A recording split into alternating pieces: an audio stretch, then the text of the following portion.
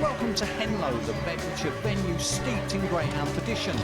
It's always been a no-nonsense track, the perfect place for a pint or a plate of chips.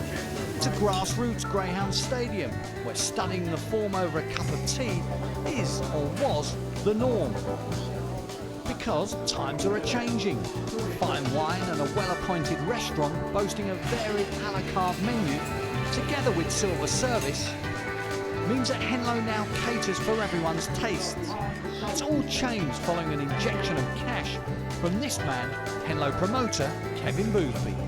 I've always been involved in dogs for like 15, 16 years. I had dogs at Nottingham years and years ago in Mill Carraback. And then, let's say about 2.5 years ago, Lorraine King, who's the assistant race manager here now, said to me, "Oh, Henlow's up for sale." And I thought, I'll come and have a look. I had a look, saw it as old, run down. And I thought to myself, I'll spend a nice few quid, I could turn it right there. Plus the enthusiasm I have for the ground racing, it was quite easy to do that. So, you know, I've had a go and yeah, we're getting there. Slowly but surely, we're getting there. And it's nice now, we've got a decent track here, decent kennels, decent restaurant. And we've got a lot of nice owners and trainers who come here and race the dogs here, so it's very pleasing. What Kevin's done is he divided the business so that what we do is we look after the traditionalists in the bar area and the cafe area, and what we've got is the new restaurant now, which caters for people who don't know too much about greyhound racing but thoroughly enjoy having a scream and a shout. But also what we've added is we've actually added a disco at night, so they stay longer with us, and we've also gone for a point of difference with the food as well. Everything's freshly cooked, goes out straight from the restaurant. There's no frozen material here at all. So what we're looking for is flavoursome food, happy customers, and good betting as well. Kevin's is done very, very well, and the way it was before he took over, the track couldn't have survived. Would have definitely folded.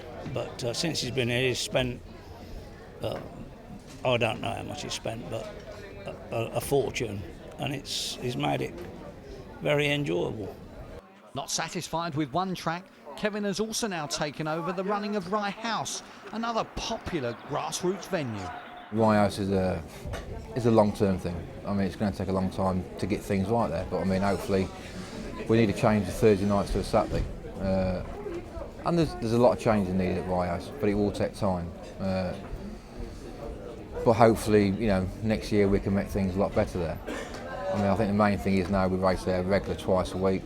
We're building the strength of the dogs now. The open racing is fairly good on a Sunday, but we need to improve everything there. But it's going to take time. On Bedfordshire Derby final night, the supporting card was of good quality, with recent Produce Stakes Chad Dilemma's Flight making an appearance. A trainer, Nick Sava, he of Westmead Hawk fame of course, runs most of his dogs around Henlow and boasts a fine record, although he was unlucky here.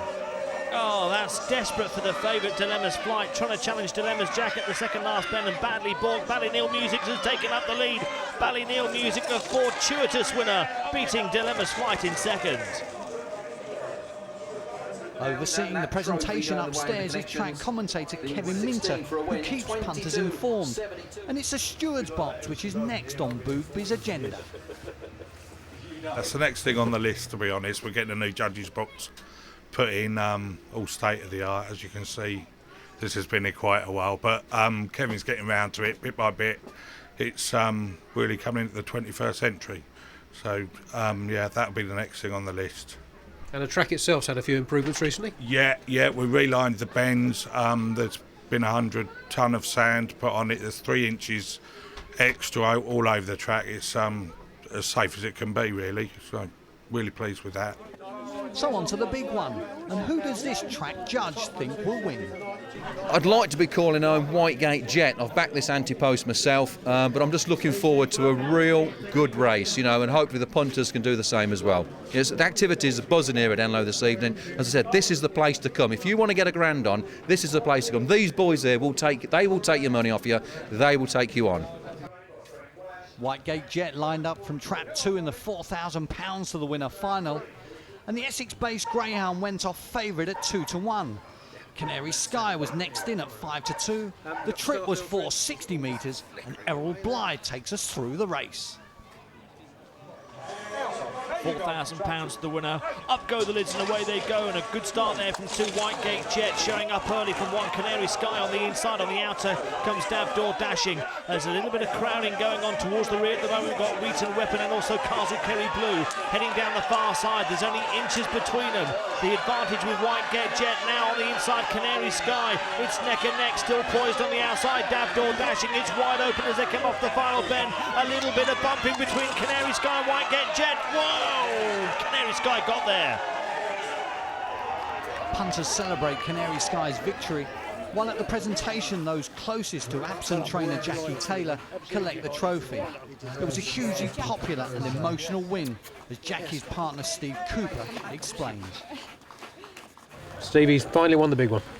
Yes, he's run very well. I wanted it for Jack because she's very ill with cancer. Jackie Taylor, the trainer. And it's the last runner, and we really wanted to do it. So all for Jack. So an emotional moment for us. Yes, it is. Yeah. I'm really glad he's done it. For the owners as well. But they like Henlow, they've always come to Henlow. We just wanted to do it.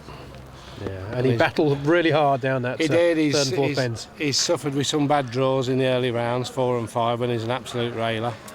And he was given the box in the final, and he's done the trick. I'm really chuffed with him. Really proud of him. And Jack will be well chuffed. He'll lift up no end. Canary Sky is now with Charlie Lister and next runs in the Eclipse at Nottingham. Back inside, the party on final night continues, and the evening gets a big thumbs up from the sponsors. It really has taken off in the last 2 years since Kevin's got involved. The track's obviously changed tremendously amount, and it's only good for us. Obviously, we work as a partnership with Kevin and Colesberg, and it's been great for us. And with this new restaurant, you've got somewhere to bring your clients. It's fabulous. As I say, it's only been up nearly a year now. I think Kevin actually said it's a year tomorrow. It's actually, the restaurant's been here, so it's great because the customers, when they actually come here, they don't realise how good it's changed over the years. Because probably 10 years ago, up till 2 years ago, it was more just a bar and that was it. And when they actually come here, they're quite surprised how nice it is. I ain't going to stop spending money. I want it right here. But like I say, the first thing, which when I started off, it's always been important to make sure it's right for the dogs. Then we do it right for the public, and I've done that. But now it's like, improving the track a little bit. We need some new traps, which hopefully in November we'll have new traps. We'll have a new sprint distance of 290 instead of 250. Give the dogs a nice run to the bend. Also we need a new judges box. But this is a bit prehistoric, the one we've got here now. But that'll be gone soon, hopefully.